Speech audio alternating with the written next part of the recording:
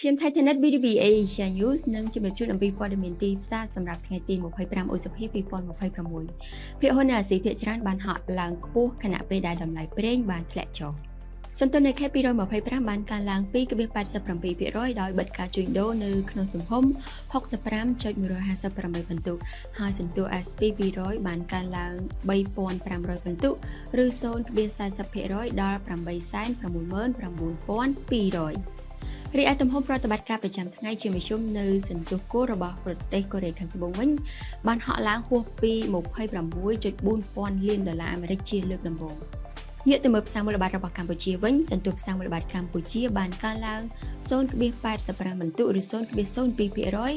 ដល់ 432.31 ពិន្ទុហើយទំហំជួញដូរសរុបបានកើនឡើងដោយមានភាគហ៊ុនចំនួន 125.219 ភាគហ៊ុនដែលត្រូវបានផ្លាស់ប្ដូរដៃការផ្លាស់ប្ដូរដៃនេះគឺនៅក្នុងតម្លៃជួញដូរសរុបប្រមាណ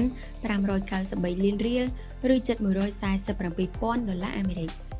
នៅលើផ្សារគោលមានភាគហ៊ុនតែមួយគត់ដែលបានកើនឡើងគឺ Chem JSM ខណៈដែលភាគហ៊ុនចំនួន5ទៀតបានធ្លាក់ចុះក្នុងនោះ Grand Twin International គឺជាភាគហ៊ុនមួយដែលធ្លាក់ច្រើនជាងគេចំណែកនៅលើផ្សារកំណើនវិញក្រុមហ៊ុន JS Land និង Picasso Series Garden បានកើនឡើងខណៈដែល DVD Engineering វិញគឺរក្សាតម្លៃនៅដដែលប្រាក់រៀលខ្មែរបើធៀបនឹងប្រាក់ដុល្លារគឺមានតម្លៃ 4,025 រៀលហើយប្រាក់ដុល្លារវិញមានតម្លៃ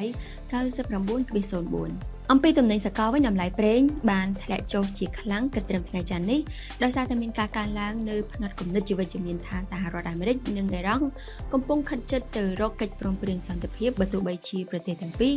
នៅតែមានទស្សនៈខុសគ្នាលើបញ្ហាសំខាន់ៗមួយចំនួនដូចជាការបាត់ផ្លូវច្រកសមុទ្រ Hormuz ក៏ដោយតម្លៃប្រេងឆៅប្រភេទ Brent ដែលទិញលក់ទុកមុនគឺបានធ្លាក់ចុះ 5.09 ដុល្លារឬ 4.9% មកនៅត្រឹម 98.45 ដុល្លារនៅក្នុងមួយធុងបារ៉ែលខណៈដែលប្រេងឆៅប្រភេទ WTI របស់សហរដ្ឋអាមេរិកវិញមានតម្លៃ 91.38 ដុល្លារនៅក្នុងមួយធុងបារ៉ែលពលគឺធ្លាក់ចុះនៅក្នុងតម្លៃ 5.22 ដុល្លារឬ 5.4%តម្លៃមាសបានកើនឡើងជាង 1% គិតត្រឹមថ្ងៃច័ន្ទនេះដែរដោយតម្លៃមាសដុំឬក៏ Spot Gold បានកើនឡើង 1.1% ដល់ 4,557.46 ដុល្លារនៅក្នុងមួយអុន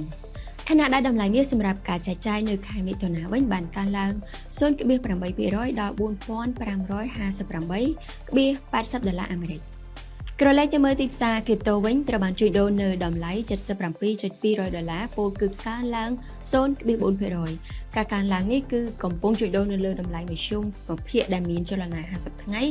ដែលស្ថិតនៅក្នុងរង្វង់ 76.940 ដុល្លារអាមេរិកសូមបន្តទៅកាន់ព័ត៌មានដែលតទៅនឹងអាជីវកម្មចម្រុះដទៃទៀតនៅថ្ងៃទី25ខែឧសភានេះរដ្ឋមន្ត្រីក្រសួងពាណិជ្ជកម្មបានជួបពិភាក្សាការងារជាមួយនឹងគណៈប្រតិភូមកពីក្រុមហ៊ុន Singheng Energy ក្រុមហ៊ុន Goldsan Group និងក្រុមហ៊ុន Mandaland Groupការជួបប្រជុំនេះគឺពិភាក្សាអំពីប្រតិបត្តិការអាជីវកម្មហើយតំណាងក្រុមហ៊ុនបានជំរាបជូនរដ្ឋមន្ត្រីអំពីចក្ខុវិស័យដ៏វែងឆ្ងាយនិងផែនការយុទ្ធសាស្ត្រសម្រាប់ការវិនិយោគលើវិស័យកសិឧស្សាហកម្មជាពិសេសគឺគូបញ្ជាក់អំពីការផ្ដោតលើការកែច្នៃផលិតផលដែលមានសក្តានុពលដូចជាគ្រាប់ស្វាយចន្ទីនិងដំឡូងមីដើម្បីនាំចេញទៅកាន់ទីផ្សារអន្តរជាតិចំណែកឯរដ្ឋមន្ត្រីក្រសួងពាណិជ្ជកម្មវិញបានឲ្យដឹងថារដ្ឋាភិបាលកម្ពុជាកំពុងបន្តកែលម្អបរិយាកាសធុរកិច្ចនិងការវិនិយោគជាប្រចាំដើម្បីធានាឲ្យបរិយាកាសនេះមានភាពស្វាហាប់និងមានស្ថានភាពប្រកួតប្រជែងខ្ពស់ជានេះទៅទៀតរួមទាំងបានរំលេចអំពីទូនាទីដែលមិនអាចខ្វះបានរបស់វិស័យឯកជន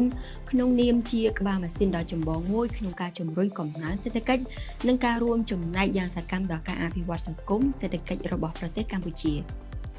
នៅថ្ងៃទី25រដ្ឋមន្ត្រីក្រសួងមុខងារសាធារណៈបានជួបសម្ដែងការគួរសមនិងពិភាក្សាការងារជាមួយឯកអគ្គរដ្ឋទូតនៃសាធារណរដ្ឋប្រជាធិបតេយ្យប្រជាមានិតឡាវប្រចាំកម្ពុជាដើម្បីផ្លាស់ប្ដូរលើការរឹតចំណងមិត្តភាពពង្រីកទំនាក់ទំនងទ្វេភាគីនិងកិច្ចសហប្រតិបត្តិការដ៏យូរអង្វែងរវាងប្រទេសទាំងពីរភាគីទាំងពីរបានចែករំលែកបទពិសោធន៍ទៅវិញទៅមកទាក់ទងនឹងមាគ៌ាអភិវឌ្ឍជាតិរៀងៗខ្លួនជាពិសេសលើកិច្ចខិតខំប្រឹងប្រែងកែតម្រង់រដ្ឋបាលសាធារណៈដែលកំពុងអនុវត្តនៅក្នុងប្រទេសទាំងពីរ